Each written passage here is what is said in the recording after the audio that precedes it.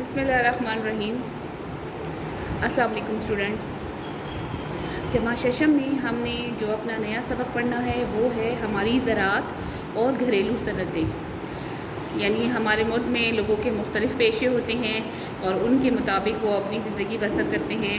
جیسے کہ بعض لوگ جو ہیں وہ کھیتی باڑی کرتے ہیں۔ زراعت کا مطلب بھی کھیتی باڑی ہے، یعنی کھیتی باڑی کرنا۔ بعض لوگوں کا پیشہ مکسبانی ہوتا ہے، مکسبانی کہتے ہیں شہد کی مکھیوں سے شہد حاصل کرنا۔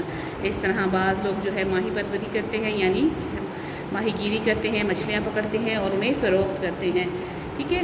اس کے علاوہ کچھ لوگوں کا پیشہ مرغبانی ہوتا ہے، ٹھیک ہے، اور اس سے وہ زندگی گزارتے ہیں۔ ہمارے پاس کتاب میں بھی کچھ پیشے ہیں جن کا ذکر میں ابھی کروں گی، جیسے کہ یہ لوہار، اس کا اپنا پیشہ ہے۔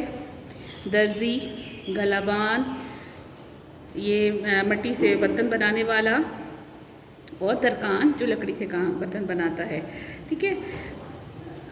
لیکن ہمارے پاس جو اس وقت سبق ہے وہ ہے ہماری زراعت اور گھریلو صنعتیں۔ زراعت کہتے ہیں کھیتی باڑی کو، اور صنعتیں کہتے ہیں کہ ہنر یا کاریگری، یعنی کوئی چھوٹے موٹی نوعیت کے جو کارخانے ہوتے ہیں جو لوگ اپنے گھروں میں لگا لیتے ہیں، ہم ان کو گھریلو صنعتیں کہتے ہیں، ٹھیک ہے۔ اس سبق کو پڑھنے سے پہلے ہم آپ کے لیے کچھ مشکل الفاظ ہیں ہمارے پاس، جن کو ہم دیکھ لیتے ہیں تاکہ سبق پڑھنے میں ہمیں آسانی ہو۔ ہمارے پاس لفظ ہے معتدل۔ معتدل کا مطلب ہے اعتدال والا، یعنی درمیانہ درجہ۔ آبپاشی، آبپاشی کا مطلب ہے کھیتوں کو پانی دینا۔ رہٹ، رہٹ کہتے ہیں کنویں سے پانی نکالنے والا چرخہ، یعنی پرانے زمانے میں جو کنویں ہوتے تھے اس میں جو چرخہ ہوتا تھا جس کو چلانے سے پانی نکلتا تھا، اس کو رہٹ بولتے ہیں۔ مشروبات کہتے ہیں پینے کی چیزیں۔ فروغ، عام کرنا یا پھیلانا۔ کھلیان، کھلیان وہ جگہ ہوتی ہے جہاں پہ کسان اناج سے بھوسا الگ کرتا ہے۔ یہ کھیت میں ہی ایک الگ سی جگہ بنائی جاتی ہے جہاں پر اناج سے بھوسا الگ کیا جاتا ہے۔ دستکاری، دست کہتے ہیں ہاتھ کو اور کار کہتے ہیں کام کو۔ دستکاری کا مطلب ہے ہاتھ سے کیا گیا کام۔ معاشرتی بہبود، یعنی معاشرے کی بھلائی۔ سیراب، پانی دینا۔ صنعت، کاریگری یا ہنر۔ زراعت، کھیتی باڑی۔ ہمارے پاس سبق ہے ہماری زراعت اور گھریلو صنعتیں۔ پاکستان زرعی ملک ہے۔ چونکہ زیادہ تر لوگ زراعت پیشہ ہیں، اس لیے ملک کی تعمیر و ترقی میں ہماری زرعی پیداوار بڑی اہمیت رکھتی ہے۔ ہمارے وطن کی زمین زرخیز ہے، آب و ہوا معتدل ہے۔ فصلوں کی آبپاشی کے 3 ذرائع موجود ہیں۔ نہروں سے زمینیں سیراب کی جاتی ہیں۔ جہاں نہریں نہیں وہاں مشینی کنوؤں سے یا ٹیوب ویل سے پانی حاصل کر کے فصلوں کو سیراب کیا جاتا ہے۔ بارانی زمینوں میں فصل کا انحصار بارشوں پر ہوتا ہے۔ چونکہ ہمارے ملک کی زیادہ تر آبادی کھیتوں میں رہتی ہے، اس لیے ان کا پیشہ جو ہے وہ کھیتی باڑی ہے، اس لیے ہماری ترقی کا انحصار بھی زرعی پیداوار پر ہے۔ ہمارے ملک کا موسم جو ہے، جو آب و ہوا ہے، وہ معتدل ہے۔ معتدل مطلب درمیانی ہے، نہ بہت گرم ہے نہ بہت ٹھنڈی ہے، یعنی یہ ہماری فصلوں کے لیے مناسب ہے۔ ہماری فصلوں کی آبپاشی کے لیے، یعنی ان کو پانی دینے کے لیے ہمارے پاس 3 ذرائع ہیں۔ یا تو نہروں سے سیراب کیا جاتا ہے، یا کنوؤں سے، یا ٹیوب ویل وغیرہ سے، اور ایسی جگہیں جہاں پر فصلوں کا انحصار بارشوں پر ہوتا ہے وہ زمین بارانی زمینیں کہلاتی ہیں، کیونکہ وہاں پہ جو فصلیں اگتی ہیں سال کے سال ان میں باقاعدہ بارشوں کا انتظار کیا جاتا ہے فصلوں کو سیراب کرنے کے لیے۔ اگلا پیراگراف دیکھیں۔ ایک زمانہ وہ تھا جب انسان اپنے بنائے ہوئے ہل سے زمین کا سینہ چیرتا تھا۔ فصل کی بوائی کے لیے زمین نرم بنانے کے لیے بیلوں کی مدد سے سارا دن ہل چلاتا تھا۔ بیج بو کر رہٹ کی مدد سے کنویں سے پانی حاصل کر کے زمین کو سیراب کرتا تھا۔ سارا دن کھیتوں میں گوڈی کرتا تھا۔ فصل تیار ہو جاتی تو صبح سے شام تک شدید گرمی میں درانتی سے فصل کاٹتا تھا۔ درانتی ایک طرح کا اوزار ہوتا ہے جس کی مدد سے فصل کو کاٹا جاتا ہے۔ اسے اکٹھا کر کے ڈھیر لگاتا تھا۔ بھوسے کو دانوں سے الگ کرنے کے لیے کھلیان بناتا تھا۔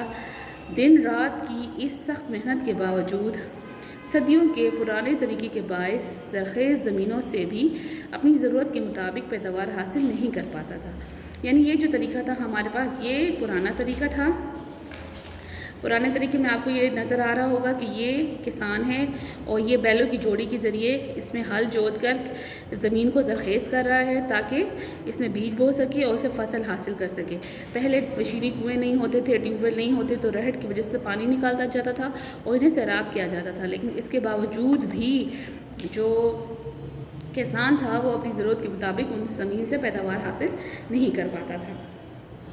वक्त गुजरने के साथ साथ आबादी में इजाफ़ा होता गया, अनाज की ज़रूरत बढ़ती गई। मुल्क में ख़ुराक की ज़रूरतों को पूरा करने के लिए हुकूमत हर साल बहुत सारा रुपया खर्च करके दूसरे मुल्कों से गल्ला मंगवाने लगी। इस तरह मुल्क की तामीर और तरक्की के कामों की रफ्तार खासी सुस्त हो गई। ठीक है, यानी कि इतना कुछ होने के बावजूद, इतनी मेहनत के बावजूद भी हम अपने मुल्क की तरक्की के मुताबिक पैदावार हासिल नहीं कर पाते थे। मुल्क में ज़रूरी ज़रूरियात को पूरा करने के लिए संजीदगी से गौर व फ़िक्र किया गया। ज़्यादा गल्ला उगाओ मुहिम चलाई गई। दीगर ममालिक के तजुर्बात और इक़दामात का मुशाहिदा किया गया। तजुर्बात और इक़दामात यानी वो जो कुछ करते थे उनका देखा गया, उनका मुशाहिदा किया गया कि वो किस तरीके से अपनी फसल में इजाफ़ा करते हैं, अपने अनाज में इजाफ़ा करते हैं, कैसे पैदावार बढ़ाते हैं। मुख्तलिफ़ फसलों और बीजों पर तजुर्बात किए गए। बेहतर बीजों की तलाश की गई। ज़रूरी तरक्की के लिए साइंसी और मशीनी आलात का इस्तेमाल किया जाने लगा। यानी जो पुराने तरीक़ाकार थे उनकी जगह नए तरीक़ाकार इस्तेमाल किए जाने लगे। बीजों पर तजुर्बात किए गए और अच्छे बीजों की तलाश की गई और जो नए जदीद मशीनी आलात थे उनका इस्तेमाल किया जाने लगा। यानी बैलों की जगह ट्रैक्टर ने ले ली। ठीक है, हुकूमत ने ज़रूरी पैदावार बढ़ाने के लिए हर सूबे में इदारे और तजुर्बाती फार्म बनाए। तजुर्बाती फार्म वो जगह होती है जहाँ पे प्रैक्टिकल किया जाता है, यहाँ पे तजुर्बा किया जाता है, यहाँ पे आजमाइश की जाती है, फिर उसके बाद उस पर अमल किया जाता है। ये इदारे काश्तकारों को जदीद मशीनी खेती बाड़ी से आगाह करते हैं और उन्हें जदीद आलात काश्तकारी, कीमियाई मरकबात, खादों और बीजों के बारे में मालूमात फराहम करते हैं। मिट्टी के नमूनों की जांच पड़ताल के नतीजे में उन्हें बेहतर खाद और बीज मुहैया करते हैं। यानी हमारे सूबे में में मुख्तलिफ़ किस्म के इदारे बनाए गए हैं और ये इदारे जो है मुख्तलिफ़ काश्तकारों को काश्तकारी के जदीद तरीक़ों से आगाह करते हैं, उन्हें बताते हैं कि किस तरीके से हम ज़्यादा पैदावार हासिल कर सकते हैं। और वो मिट्टी के नमूनों की जांच पड़ताल करते हैं कि कौन से इलाके की मिट्टी ज़्यादा ज़रख़ेज़ है और उनके लिए कौन सा बीज मुनासिब रहेगा और कौन से इलाके की मिट्टी जो है वो खुश्क है और वहाँ पे किस किस्म का बीज जो है वो बोना मुनासिब है। यानी उनको मालूमात फ़राहम करते हैं। आलात काश्तकारी यानी काश्तकारी के लिए जो जदीद आलात इस्तेमाल होते हैं उनसे आगाह करते हैं।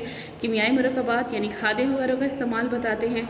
इन इदारों की मदद से किसानों ने अपनी पैदावार में काफ़ी हद तक इजाफ़ा कर लिया है। यानी ये जदीद तरीका है ज़राअत का जिसमें आपको नज़र आ रहा होगा ट्रैक्टर के ज़रिए ज़मीन को ज़रख़ेज़ किया जा रहा है और फसलों को लाने ले जाने के लिए गाड़ियों का इस्तेमाल किया जा रहा है। मुनासिब खाद और बीज का इस्तेमाल करके ज़रूरी पैदावार को बढ़ाया जा रहा है। अच्छा, तो प्यारे बच्चों, बस हमारा आज का लेक्चर यहाँ तक था। इससे अगला लेक्चर इंशाअल्लाह नेक्स्ट वीक में होगा। तब तक के लिए अपना बहुत ज़्यादा ख्याल रखें। खुदा हाफ़िज़।